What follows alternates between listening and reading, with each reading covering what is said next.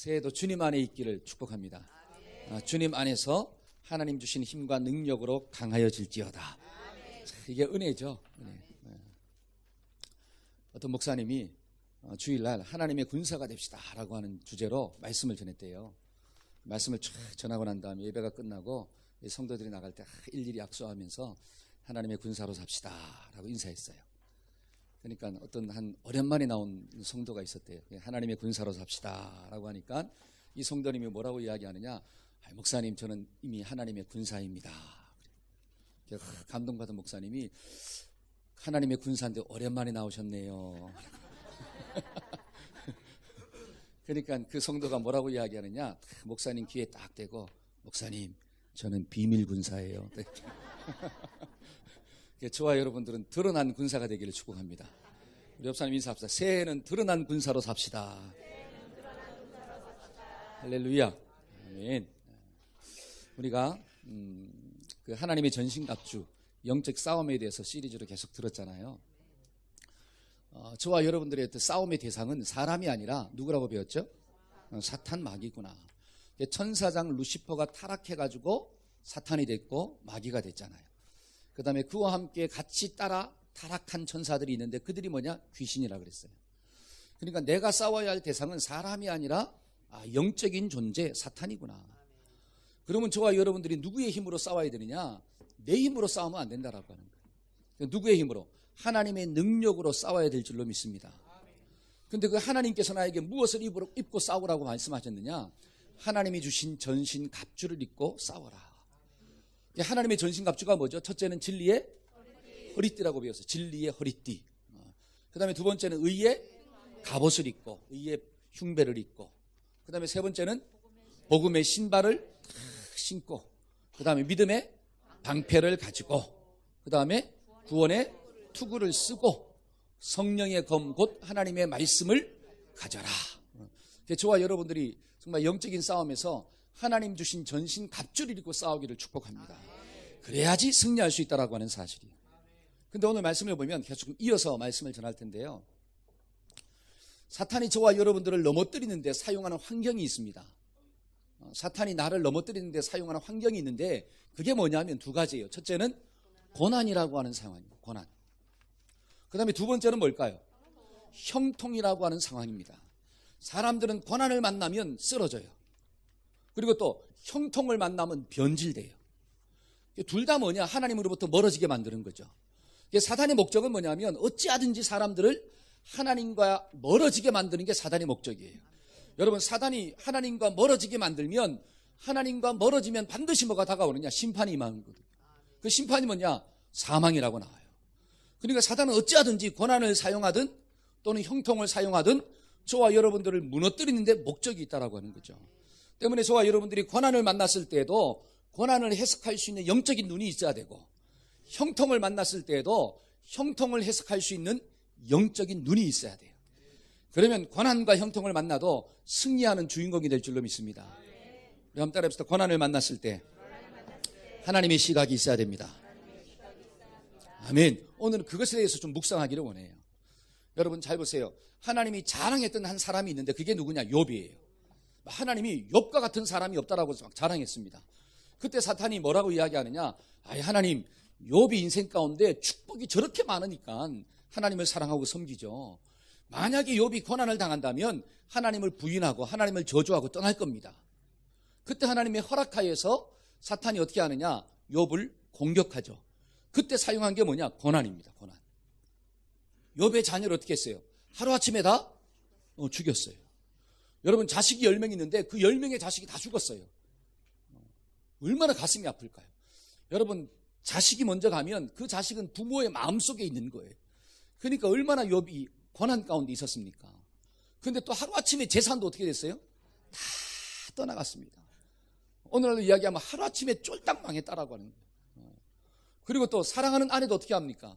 그때 함께 해야 할 그 사람이 누구냐? 아내인데 그 아내마저 욥을 저주하고 욥을 욕하고 떠났다라고 하는 거죠.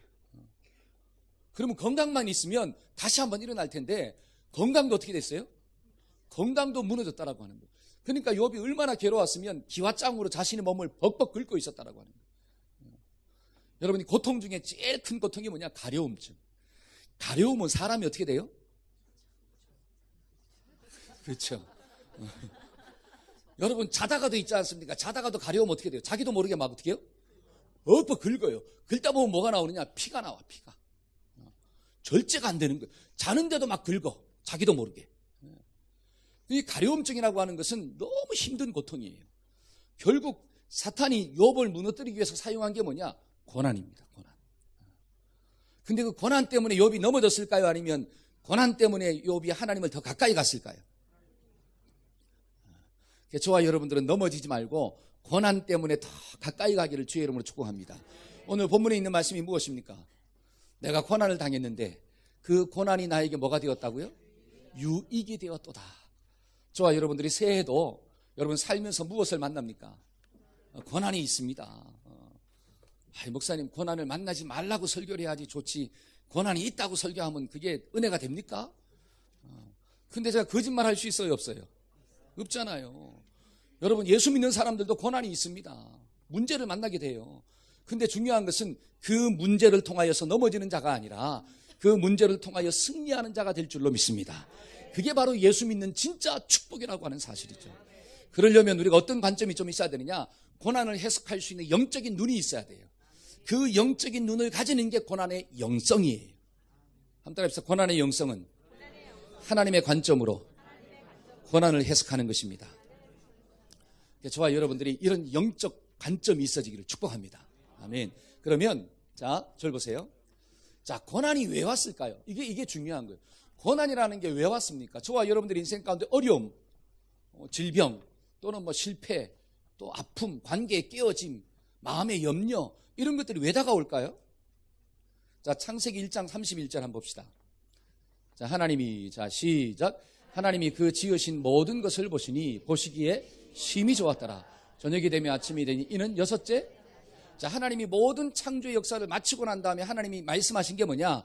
하나님이 보시기에 심히 좋았더라. 여러분, 심히 좋았다라고 하는 그 말씀을 보니까 하나님이 고난을 만들었을까요? 안 만들었을까요? 안 만들었습니다. 여러분, 고난이라고 하는 것은 심히 좋은 게 아니에요. 안 좋은 거예요. 근데 하나님이 창조의 역사를 마쳤을 때에는 하나님이 모든 것을 보실 때 심히 좋았더라. 그때는 뭐가 없었을까요? 고난이 없었습니다. 고난이 없었어요. 근데 왜 고난이 있느냐? 창세기 3장 8절 한번 볼까요? 자, 창세기 3장. 시작. 그들이 날이 서늘할 때 동산에 거니시는 여호와 하나님의 음성을 듣고 아담과 그 아내가 여호와의 낯을 피하여 동산나무 사이에. 자, 여기 보니까 아담과 하와가 하나님의 낯을 피하여 얼굴을 피해서 동산나무에 숨었다 이렇게 나와요. 그러니까 하나님과 나 사이에 관계가 좋으면 안 숨을 텐데 관계가 좋다는 걸 깨졌다는 거예요. 깨졌다는 거예요. 여러분, 사람과 사이도 관계가 좋으면 얼굴을 돌려요, 안 돌려요? 안 돌리잖아요. 근데 싹 지나가는데 얼굴을 확 돌려. 이거는 관계가 좋다는 거예요, 안 좋다는 거예요? 안 좋다는 거예요. 관계가 깨졌다라고 하는 거죠. 아픔이 있는 거예요. 아픔이 있어요. 그 다음에 또 창세기 3장 12절. 자, 아담이 시작. 아담이 가로되 하나님이 주셔서 나와 함께 하신 여자 그가 그 나무 실과를 내게 주므로 내가. 지금 아담이 뭐라고 하느냐? 하나님 앞에서 내가 저 여자 때문에 어떻게 됐어요? 망했다라고 하는 거예요. 여러분들은 누구 때문에 망했습니까? 남편 때문에 망했습니까? 아니면 아내 때문에 망했습니까? 아니면 저 사람 때문에 망했습니까? 아니면 나 때문에 망했습니까? 근데 우리는 보통 누구 때문에 했다 그래요? 너 때문에 망했다라고. 잘 보세요. 아담이 하와를 처음 만났을 때 고백이 뭔 줄 아세요? 이는 내 뼈 중에 뼈요 살 중에 살이로다. 뼈 중에 뼈요 살 중에 살이로다. 너밖에 없다라고 하는 거예요. 근데 죄를 짓고 난 다음에 어떻게 고백합니까? 누구 때문에 망했어요? 저 여자 때문에 망했다라고 하는 거예요.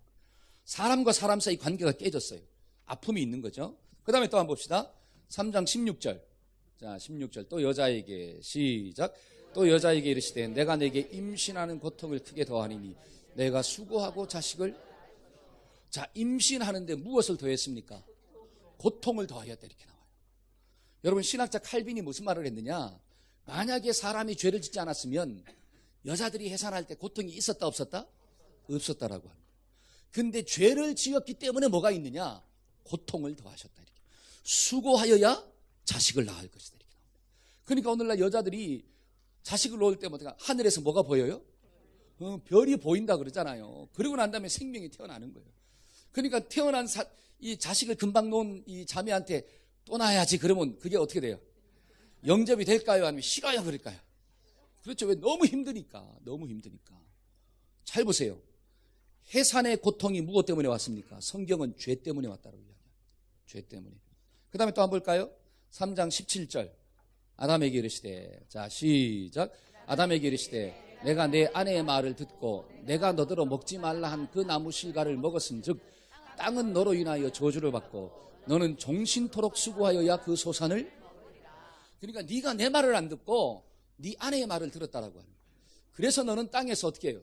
땅이 저주를 받고 네가 땀을 흘려야지, 종신토록 수고를 해야지 그 땅의 열매를 먹을 것이다. 그러면 일할 때 고통이 있잖아요. 그 고통이 왜 왔다고 하는 거예요? 죄 때문에 왔다는 거예요. 이게 성경이 말하고 있는 진리입니다. 그 다음에 또 한번 볼까요? 자 19절. 자 3장 19절. 내가 시작. 그 속에서 내가 취함을 입었습니다. 너는 흙이니 흙으로 돌아갈 것이냐 하시. 자, 너는 흙이니 어디로 돌아가라? 흙으로 돌아가. 이게 뭐예요? 죽음이죠. 여러분, 죽음의 고통이 왜 왔습니까? 성경은 죄 때문에 왔다 그래요. 여러분, 3장에 있는 말씀을 보니까 3장에서부터 고통이 나오는 거예요. 1장, 2장에서는 고통이 없습니다. 근데 3장에서 고통이 나타나요. 근데 그 고통의 원인이 뭐냐? 6절에 있는 말씀을 보니까 여자가 나무를 본즉 먹음직도 하고 보암직도 하고 지혜롭게 할 만큼 탐스럽기도 한 나무인지라 그 여자가 그것을 따먹고 그 다음에 남편에게도 어떻게 했더라? 주었더라. 하나님이 먹지 말라고 한 선악과 나무를 먹었다라고 하는 사실이에요. 여러분, 죄가 무엇이라고 배웠습니까? 죄라고 하는 것은 하나님의 말씀에 순종해야 되는데 저와 여러분들이 하나님의 말씀에 불순종한 거예요. 여러분, 순종이라고 하는 것은 하나님을 나의 주인으로 모신다는 거예요. 하나님이 나의 주인 되니까 내가 그분의 말씀에 순종하는 거예요. 그런데 그분의 말씀을 어겼다는 것은 내가 주인 되고자 하는 마음이 있다는 거죠. 성경은 그것을 가리켜 원죄라고 합니다. 그 원죄 때문에 뭐가 다가오느냐? 모든 관계가 깨져버린 거예요. 하나님과의 관계도 깨지고 사람과의 관계도 깨지고 만물과의 관계도 깨지고, 그래서 그 깨어진 관계 속에서 뭐가 나오느냐? 고통이라는 게 나오는 거예요. 한번 따라 해봅시다. 모든 고통은 죄 때문에 오는 것이다. 여러분, 성경은 그것을 말하고 있는 거예요. 저와 여러분들이 영접을 하든 영접을 하지 않든 모든 고통은 죄 때문에 온 것입니다. 근데 중요한 것은 잘 보세요. 사람들은 혼자 살 수 있어요, 없어요? 혼자 살 수가 없잖아요. 그래서 함께 살아갑니다. 그걸 가리켜 사회라 그래요. 살아갈 때는 공동체잖아요. 근데 함께 더불어 살아갈 때 사람들이 모여 있으니까 무엇을 만들었느냐? 조직이라는 걸 만들어요. 그러니까 모든 단체에는 시스템이 있어요, 없어요? 있잖아요. 조직이 있지 않습니까? 근데 그 조직을 누가 만들었느냐? 사람이 만들었어요. 자, 사람이 어떤 존재냐? 타락했잖아요. 타락한 사람이 무엇을 만들었는가? 조직을 만들었습니다. 그러면 조직도 어떻게 될까요? 타락한 거예요.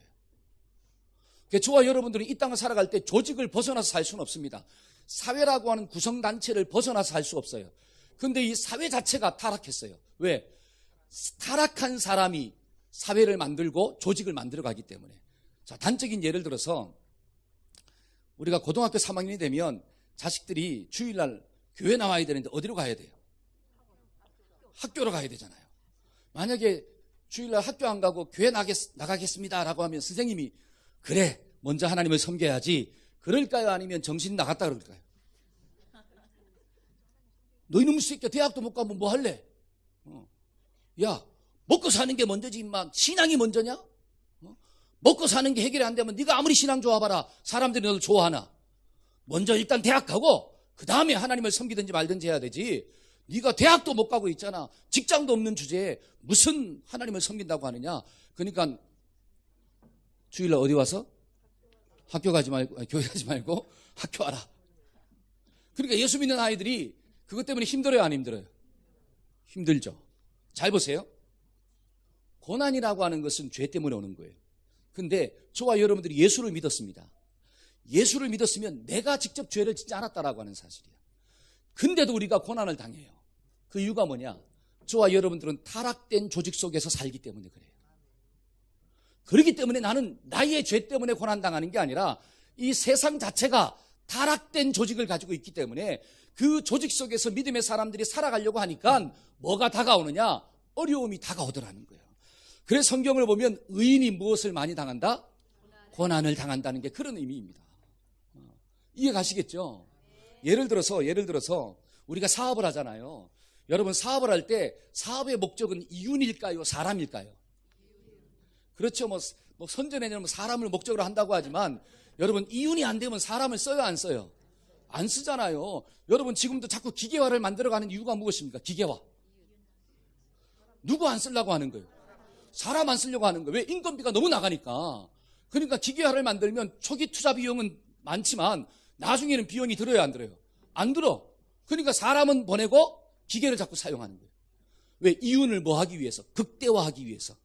부자가 더 많은 돈을 벌기 위해서. 이게 세상입니다. 이런 세상의 원리를 가지고 믿음의 사람들이 사업하려고 하니까 어려움이 있을까요, 없을까요? 있는 거예요. 여러분 예수 믿고 정말 사업할 때 더 잘 돼야 되는데 오히려 믿음을 가지고 사업하는 사람들이 어려움을 당할 수밖에 없는 거예요. 왜? 사회 구조가 어떻게 됐기 때문에? 타락했기 때문에.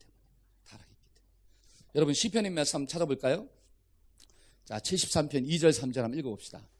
자, 나는 시작. 나는 거의 실족할 뻔하였고 내 걸음이 미끄러질 뻔하였. 나는 거의 뭐 했다? 실족할 뻔했고 내 걸음이 막 미끄러질 뻔했대요. 3절 시작. 자, 이런 내가 악인의 무엇을 보고? 형통함을 보고 오만한 자를 질투하였습니다. 왜 시편의 저자가 인생을 살다가 거의 실족할 뻔했느냐? 야, 악인들이 더 잘 되는 거예요. 예수 안 믿는 사람들이 더 잘 사는 거예요. 여러분 예수 안 믿는 사람들이 막 더 건강한 거예요. 그러니까 예수 믿는 사람들이 딱 보고 야, 힘든 거죠. 그때 잘 보세요. 17절입니다. 17절. 자, 한번 읽어봅시다. 시작. 하나님의 성소에 들어갈 때에야 그들의 종말을 내가 하나님의 성소에 들어갔을 때 내가 그들의 종말을 보았나이다. 18절입니다. 시작. 주께서 참으로 그들을 미끄러운 곳에 두시며 파멸에 던지시니. 잘 보세요. 악인들의 형통은 이 땅에서는 잘 될 수 있어요. 그러나 성소에 들어가서 내가 그들의 종말을 봤는데 하나님께서 그들을 미끄러운 곳에 던져버렸다라고. 죄의 싹슨 성경은 뭐라고 이야기합니까? 사망이라고 이야기합니다. 여러분 그 사망 뒤에는 육신의 죽음뿐 아니라 그 뒤에는 하나님의 심판이 있다라고 나와요. 여러분 저와 여러분들이 성경을 통해서 그 하나님의 눈을 가지고 있어야지 이 땅에서 좀 고난당한다 할지라도 내가 누구를 버리지 않느냐? 하나님을 버리지 않는 거예요. 이게 고난의 영성인 줄로 믿습니다. 아멘. 저와 여러분들이 이런 영적 가치관이 없으면 고난당할 때 우리는 어떻게 하느냐? 하나님을 버리고 세상을 쫓아가는 거예요. 여러분 그러한 사람은 이 땅에서는 잘 먹고 잘 살 수 있어요. 이 땅에서는. 그러나 그들의 종말은 하나님께서 미끄러운 곳에 던져버리신대요. 저와 여러분들이 이게 좀 보여지기를 주의 이름으로 축복합니다. 이것이 우리의 자손들에게도 좀 보여지기를 소원합니다. 이게 믿음이 흘러가는 거죠. 그래서 믿음을 지키는 거예요. 한번 따라해봅시다. 새해에는 믿음을 지켜야 합니다. 우리 옆 사람 인사합시다. 새해에는 믿음을 지키고 삽시다. 여러분 고난이 와도 넘어지지 마세요. 할렐루야. 고난이 와도 주님을 제발 버리지 마세요. 여러분 고난을 통해서 우리는 주님께로 더 가까이 나가야 돼. 그게 바로 하나님의 은혜고 축복이구나. 그러려면 우리가 고난을 좀 어떤 관점에서 해석해야 되느냐? 한번 따라해 봅시다. 변화의 관점에서 해석해야 합니다. 여러분 고난을 만나잖아요. 여러분 고난이 다가온 이유는 죄 때문이에요. 이거는 뭐 성경이 말하고 있는 분명한 진리예요. 나의 죄 때문이든 아니면 다른 사람의 죄 때문이든 죄 때문에 이 땅 가운데는 뭐가 있느냐? 고난이 있는 것입니다. 근데 중요한 것은 내가 고난을 만났을 때 이것을 어떻게 좀 해석하느냐? 변화의 관점에서 해석하는 거예요.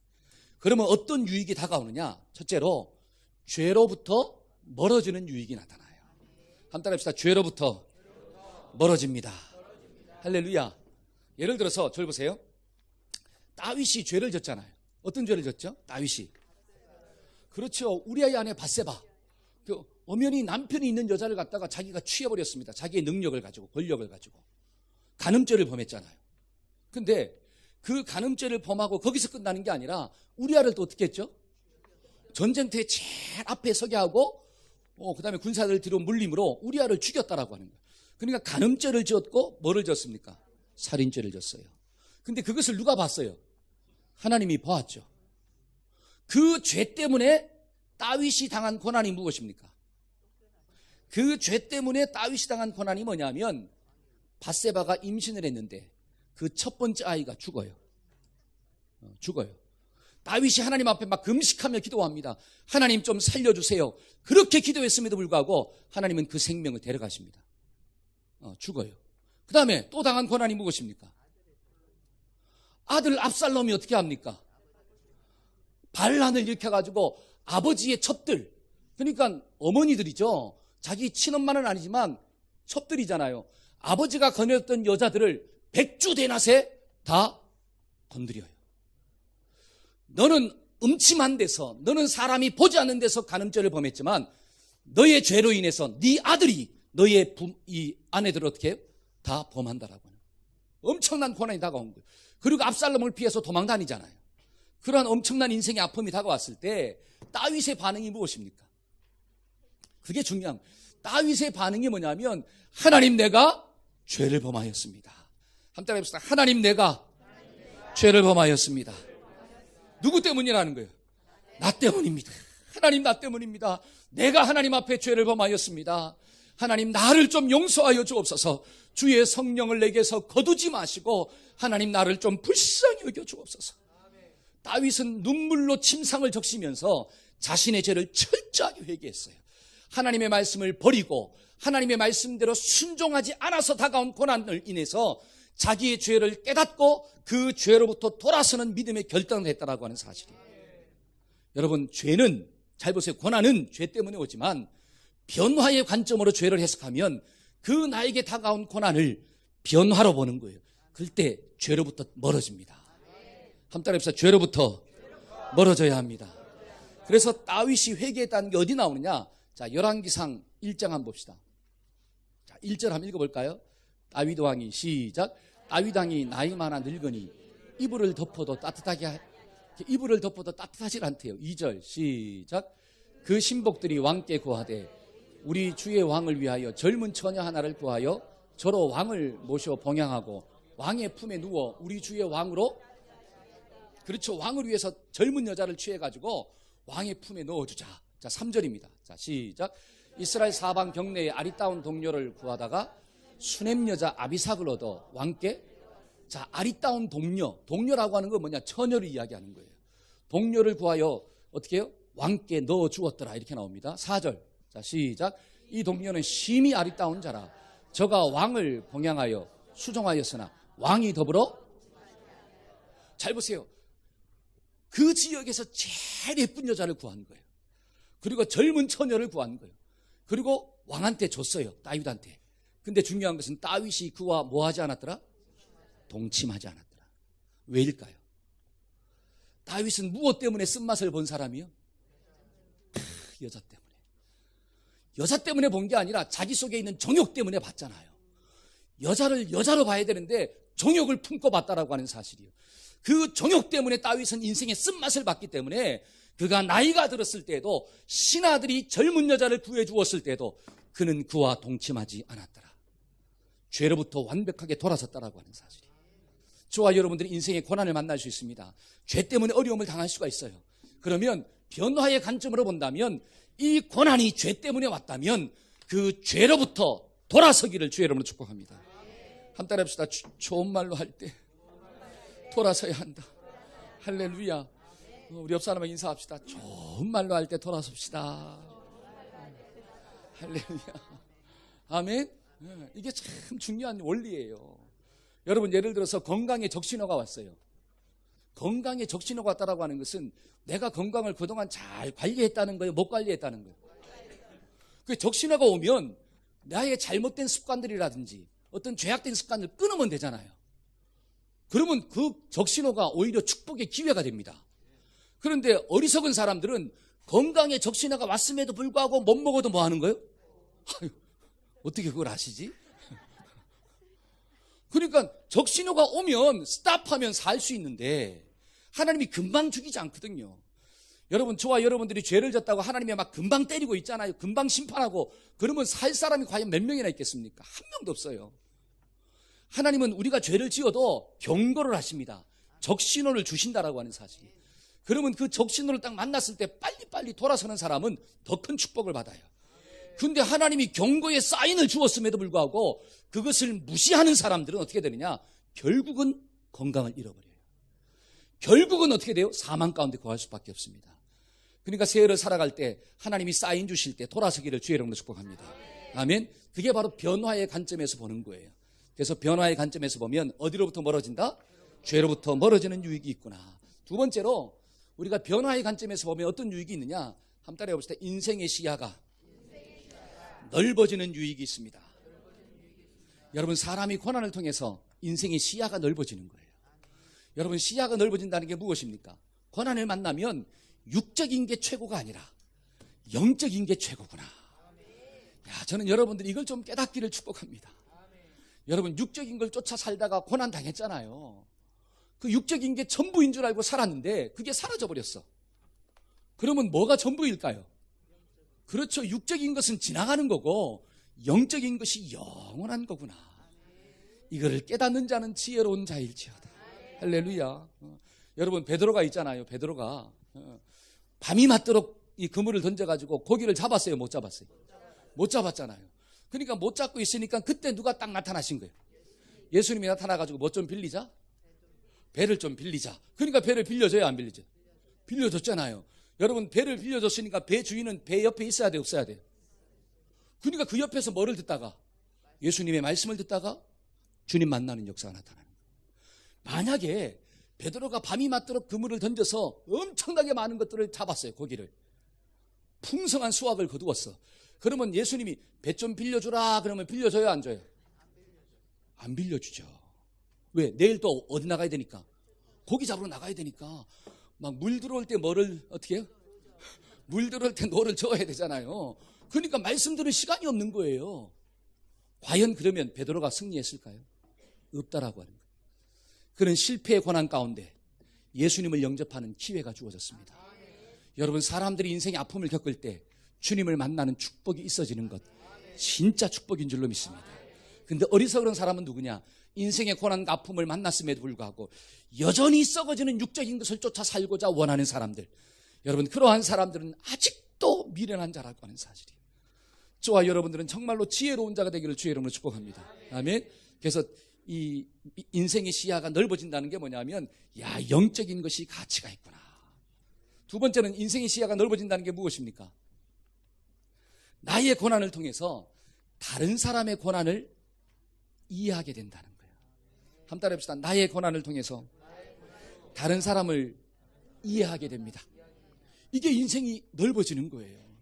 여러분, 이 헨리 나우엔이 쓴 상처 입은 치유자를 보면 이런 글귀가 있어요. 내가 상처를 입었다는 거죠. 내게 아픔이 있다는 거예요. 근데 거기서 끝나면 아무런 의미가 없어요. 내가 상처를 받았고 나에게 아픔이 있는데 나의 상처와 아픔을 통해서 나는 다른 사람들의 상처와 아픔을 보는 눈을 가지게 됐다는 거죠. 여러분, 이게 인생의 시야가 넓어지는 거예요.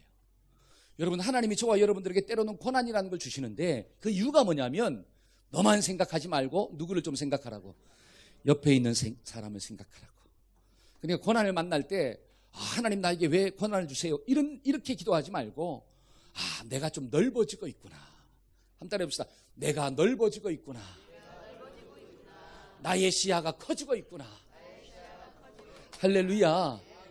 이런 자세로 고난을 영접한다면 저와 여러분들은 고난 가운데서 넘어지는 자가 아니라 고난이 유익되는 축복이 주어지게 될 줄로 믿습니다. 그래서 인생의 시야가 넓어집시다. 아멘. 한번 따라합시다. 인생의 시야가 넓어집시다. 아멘. 세 번째로 어떤 유익이 있을까요? 세 번째는 인생의 우선순위를 바르게 정립하는 유익이 있어요. 사람이 고난을 만나면 가지치기를 합니다. 가지치기가 뭐죠? 중요하지 않는 것들을 쳐버리는 거예요. 그리고 중요한 것만 하는 거예요. 예를 들어서 여러분들이 석 달만 산다고 생각해 보세요. 석 달. 자, 여기 입신 가운데 빠진 사람이 있어요. 그렇죠. 입신 가운데 빠진 사람이 누구냐? 제 딸이네. 자, 은진이는 일어서서. 자, 일어서. 저 뒤에 가서 서서 들어. 서서 들어. 물론 뭐 어제 여러 가지 많은 일들이 있었겠죠. 잠도 못 자고. 그러나 예배 시간에 졸면 돼야 안 돼요. 다른 사람은 못 그래도 저는 제 자식이니까 할 수 있는 거예요. 왜냐? 자식을 사랑하는 게 이게 진짜거든요. 저는 이거를 진짜 사랑이라고 봅니다. 여러분 말씀을 들을 때 말씀에 대한 경외심이 있어야 되잖아요. 여러분 말씀에 대한 경외심이라고 하는 것은 하나님에 대한 저에 대한 경외심을 가지라는 게 절대로 아니에요. 저는 아무것도 아니에요. 저는 아무것도 아닙니다. 그러나 저를 통해서 하나님이 말씀이 선포되니까 말씀이 경외한 거죠. 이게 영적인 관점이라고 하는 거죠. 제가 뭐 성도님들이 손다고 절대로 그렇게 안 해요. 왜냐? 얼마나 피곤하시겠어요. 저는 이해가 됩니다. 그러나 제 자녀는 제가 올바로 주의 교양과 양육을 훈계해야 되니까 제가 저렇게 하는 거예요. 자, 저렇게 해도 상처받지 않아요. 절대로. 자, 어디까지 했죠? 여러분 고난을 만나면 인생의 가지치기가 되는 가지치기가. 여러분 석 달만 산다고 생각해요. 석 달. 여러분 석 달 살면서 게임만 하겠습니까? 나는 석 달밖에 못 살아요. 그러면 평생 석 달 동안 막 게임하다가 죽으실래요?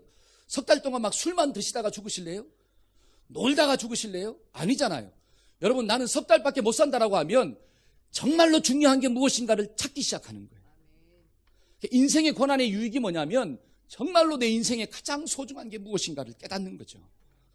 저는 여러분들의 삶 가운데 이런 은혜가 좀 주어지기를 주의 이름으로 축원합니다. 아멘. 어려움을 만날 때마다 그 어려움을 통해서 무엇을 깨닫느냐? 그래, 버려야 할 것들이 무엇인가? 내가 버려야 할 것들을 너무 집중해서 그것을 얻기 위해서 살고 있지는 않는가? 그게 성경은 어리석다라고 이야기하는 거예요. 지혜로운 사람은 정말로 중요한 것에 나의 인생을 투자하고 좀 덜 중요한 것은 차후로 미루는 거예요. 이게 지혜죠. 그래서 우리가 이 말씀을 꼭 영접하고 또 올 한 해도 중요한 것을 먼저 하기를 주의 이름으로 축복합니다. 그 중요한 게 뭐냐? 하나님을 사랑하는 거래요. 그 중요한 것이 무엇이냐? 고기 낚는 업으로 사는 게 아니라 사람 낚는 업으로 살아가는 거래요. 여러분 이것이 깨달아지는 사람은 축복인 줄로 믿습니다. 아멘. 마지막 네 번째로 인생의 고난을 통해서 우리에게 주어지는 유익이 무엇일까요? 그것은 바로 가치 있는 고난에 동참하는 유익이 있어요. 한번 따라해 봅시다. 가치 있는 고난에 동참해야 합니다. 여러분 제가 차인표 씨가 이야기하는 간증을 좀 들었어요. 그게 뭐냐면 차인표 씨가 어렸을 때 막 놀다가 집에서 놀다가 그 창문 있잖아요. 이 지하와 연결된 그 창문이 있잖아요. 지상 이게 밖에 있는 창문이고 고개를 딱 넣으면 지하실이 있는 거야. 그래서 고개를 딱 집어넣은 거예요. 이제 고개를 집어넣을 때는 고개가 들어갔어. 근데 이제 빼려고 하니까 어떻게 돼요? 이게 안 빠지는 거야. 그래가지고 막 깜짝 놀라가지고 어렸을 때 막 울었대요. 막 엉엉 우니까 그 울음소리가 어디로 들려요? 밖으로 들릴까요? 안으로 들릴까요? 안으로 들리니까 아무리 울어도 사람이 안 와. 살려달라고 그래도. 근데 우연히 지나가다가 누가 봤느냐? 자기 형이 본 거야. 차인표가 있잖아요. 고개를 쳐박고 막 울고 있는 모습을 형이 보고 난 다음에 어떻게 했을까? 형이 밖에서 막 울었어요. 난리 났다고. 밖에서 형이 막 우니까 그 울음소리가 안으로 들릴까요? 밖으로 나올까요? 밖으로 나오는 거죠. 그러니까 집에 있는 부모님이 막 쫓아나 무슨 일이냐고 하니까 한 놈은 쳐박고 막 울고 있고 한 놈은 밖에서 막 울고 있고 그래서 부모님이 딱 꺼내줬대. 그 이야기를 하더라고요. 그러면서 자기가 왜 탈북자들을 위해서 울어주느냐. 탈북자들이 자기가 우니까 사람들이 관심을 안 가진다라고 해요. 몸이 연약한 사람들, 장애인들이 자기가 막 우니까 사람들이 관심을 안 가져요. 저것들이 왜 내려와가지고 저 등신들이 왜 밖에 나와가지고 사람들이 관심을 안 가지는 거예요. 근데 자기가 대신 막 그들을 위해서 막 울어주니까 사람들이 그때서 뭘 가져요? 관심을 가지는 거예요. 그러면서 이야기합니다. 내가 어렸을 때 그런 경험이 있기 때문에 내가 지금 저들을 위해서 대신 울어주는 거라고. 하나님이 나를 이 자리에 올려주신 목적도 저들을 위해서 대신 울라고 하나님께서 나에게 인기도 주셨고 돈도 주셨고 명예도 주셨더라고요. 그래서 차인표 씨는 컴패션 있죠. 거기에 대사로 지금 쓰임받고 있거든요. 그러니까 연약한 자들을 위해서 대신 울어주고 있다라고 하는 거죠. 그게 가치 있는 고난인 줄로 믿습니다. 저와 여러분들은 어차피 울어야 돼요. 여러분 자기를 위해 살아도 울어야 안 울어요? 울잖아요. 여러분들이 자기 문제 때문에 막 울면서 기도해야 안 해요? 하잖아요. 근데 하나님이 보실 때는 나를 위해서 우는 것도 복된 거지만 그러나 다른 사람을 위해서 우는 것이 더 복되도다. 저와 여러분들이 정말 이 고난을 통해서 다른 사람을 위해서 우는 은혜가 있어지기를 주의 이름으로 축복합니다. 여러분 인생은 어차피 고난이에요. 고난이 없는 사람이 어디 있습니까? 예를 들어서 지난번에 롯데가 재산 싸움 나왔지 않습니까? 여러분 그 자녀들이 그 높은 자리에 올라가려면 그냥 올라갈까요? 아니면 죽으라고 고생해야지 올라갈까요?